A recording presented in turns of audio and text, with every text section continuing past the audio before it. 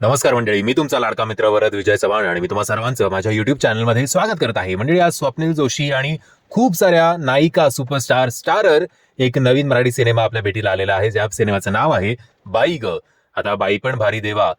मी नेहमी असं म्हणतो माझ्या रिव्ह्यू व्हिडिओजमध्ये की मराठी सिनेमा हा जो आहे तो नेहमी लाटांवर चालतो. म्हणजे आधी सैराटची लाट आली, मग सगळं तसंच, मग कुठलं ते प्रथमेश परब आणि केतकी माटेगावकरचा सिनेमा तो जेव्हा चालला तेव्हा सगळे त्याच प्रकारचे सिनेमे, आय थिंक टाइमपास या सिनेमाचं नाव. मग महाराजांवर आधारित अनेक सिनेमे आले. मग Prathamesh Parab starrer double meaning वाले सगळे सिनेमे आले, बॉईज टाईप आणि सगळे. आता बाई पण चाललंय, तर मग आता सगळ्या बायकांच्या अवतीभोवती सिनेमे बनवा, असं एकंदरीत मराठी इंडस्ट्रीचा ट्रेंड सध्या दिसतोय.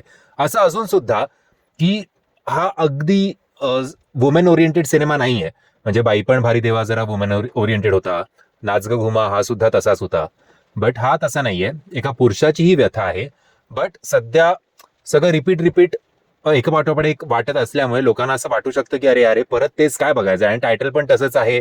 बरं, याचं जे प्रमोशनल सॉन्ग होतं ते सुद्धा नाच ग घुमाचं जे प्रमोशनल सॉन्ग होतं त्याच्या सुद्धा जवळपास जात आहे. त्यामुळे असं ओरिजिनॅलिटी या कॉन्सेप्टमध्ये, या वन लाईन मध्ये असून सुद्धा जे फर्स्ट इम्प्रेशन आहे जेव्हा तुम्ही टीजर किंवा ट्रेलर किंवा प्रमोशनल सॉन्ग किंवा इतर काही काही ग्लिम्स रिलीज करता, तेव्हा ओरिजिनल आहे की बाबा तेच तेच परत बघायचंय अशी शंका लोकांच्या मनात निश्चित येऊ शकते. बट ट्रेलर बघून तुम्हाला कळेलच की एक दाम्पत्य आहे जे स्वतःच्या वैवाहिक आयुष्याबरोबर अजिबात खुश नाहीयेत. मग एक दिवस त्या पुरुषाला साक्षात्कार होतो, त्याला स्वयं प्रभू त्याच्या समोर येतात आणि त्याला सांगतात की तू हे आयुष्य, या आयुष्यात जे काही तू भोगतोयस ते यासाठी भोगतोयस कारण मागच्या 5 जन्मी तू एक आयडियल हजबंड नव्हतास, आणि जर तू ते सगळे जे काही कांड केलेस ते जर समजा निसरलेस तर हे तुझं ओके ओके होईल सगळं. असं एकंदरीत, आता फार स्टोरी रिव्हील न करता, हे जे मी बोललोय ते ट्रेलरवरनं पण तुम्हाला अंदाज येतोच. सो कॉन्सेप्ट नो डाऊट मी ट्रेलर रिव्ह्यू मध्ये सुद्धा बोललो होतो. मला गोविंदाचे ज्या प्रकारचे सिनेमे आय थिंक 90s 2000 मध्ये यायचे तशीच आठवण थोडीफार या सिनेमाचा टीजर किंवा ट्रेलर बघून झाली. आता लंडनला हा का शूट केलाय याचं अजून मला काही उत्तर मिळालेलं नाहीये. की लंडनला जे काही तुम्ही पैसे खर्च करता ते पैसे तुम्ही महाराष्ट्रात शूट करून प्रमोशनल ऍक्टिव्हिटीजसाठी जास्त वापरू शकता, ज्याची मराठी इंडस्ट्रीला सध्या जास्त गरज आहे. पण अनफॉर्च्युनेटली माहिती नाही, पुन्हा एकदा लंडनची लाट आली आहे, तो सगळे तिकडेच त्या लाटेवर स्वार आहेत.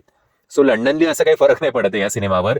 पण ठीक आहे बाबा, आता तिकडचं कपल दाखवलंय आणि मग त्याचे जे पास्ट आधीचे जे जन्म आहेत ते आपल्या मातीतले आहेत असं आपण धरून चालूया. बट ठीक आहे, जाऊ दे. सो हा जो सिनेमा आहे तो तुम्हाला पार्ट्स मध्ये एंटरटेन नक्कीच करेल, याच्यात काहीही शंका नाही आहे. तुम्हाला हसू येईल, तुम्हाला असं वाटेल आपण काहीतरी चांगलं बघतोय, एक चांगला पॉलिश सिनेमा बघतोय. पण आता समजा 5 जागा असतील, 5 पैकी 3 जागेमध्ये हा तुम्हाला एंटरटेन करेल, बट 2 जागा अशा येतील जिकडे तुम्ही प्रचंड बोर व्हाल. सो हे जरा आहे. आणि कसं ना, हे हिंदी का साऊथच्या सिनेमांमध्ये सुद्धा असंच असतं, ते काय 5 on 5 नसतात. फक्त त्यांचं प्रेझेंटेशन, त्यांचं स्टारडम वेगळ्या लेवलचं असल्यामुळे आपण त्या गोष्टी त्या सिनेमांच्या बाबतीत खपवून घेतो, जे आपण मराठी सिनेमाला अगदी दुर्बीण लावून बघतो. ही आता प्रेक्षक म्हणून आपण काय चुकतोय का, फिल्म मेकर्स म्हणून ते काय चुकतायत हे मला कळत नाही. तुम्हीच मला सांगू शकता तुमचं काय मत आहे या स्टेटमेंटच्या बाबतीत. अभिनयाचं बोलायचं झालं तर प्रत्येकाचा अभिनय उत्तमच आहे. स्वप्नील जोशी सर असतील, सागर कारंडे सर असतील, त्यांचं काम अप्रतिम आहे. सुकन्या मोने यांचं काम तर उत्तम आहेच. बाकी दीप्ती देवी असेल, आदितीजी असतील किंवा नम्रता गायकवाड असेल, नेहा खानचे स्वतःचे काय काय मोमेंट्स आहेत, बाकी सुद्धा पॉसिबल, आणि त्यांनी चांगलं काम केलं असंच थोडक्यात म्हणू शकतो. बट ओव्हरऑल मार्केटमधली हाईप बघता बाई ग या मूवीचं काय होणार असं आत्ता तरी म्हणा असं वाटतंय. बट आशा करूया की वर्ड ऑफ माउथनी हळूहळू का होईना थोडं आपण एक झुकतं माप मराठी सिनेमाला देऊया. की जसं मी म्हटल्याप्रमाणे की 5 on 5 कुठलाही बॉलिवूड किंवा साऊथचा मूवी नसतो, तसा मराठी सिनेमा सुद्धा मॅक्सिमम तुम्हाला एंटरटेन करतोय ना. कुठे कुठे जरा फसलाय तर जरा सपोर्ट करा. बघूया आता लोकांचं काय मत आहे. आता तरी या सिनेमाची मार्केटमध्ये तशी काही हाईप दिसत नाहीये. बट मी तुम्हाला विनंती करेन की हा सिनेमा जो आहे तो सिनेमागृहात जाऊन बघा. तुम्ही थ्रूआउट बोर होणार नाही एवढं मात्र निश्चित. मी आशा करतो तुम्हाला हा व्हिडिओ आवडला असेल. जर तुम्हाला हा व्हिडिओ आवडला असेल तर प्लीज या व्हिडिओला लाईक, शेअर आणि चॅनलला सबस्क्राईब करायला विसरू नका. जय हिंद, जय महाराष्ट्र.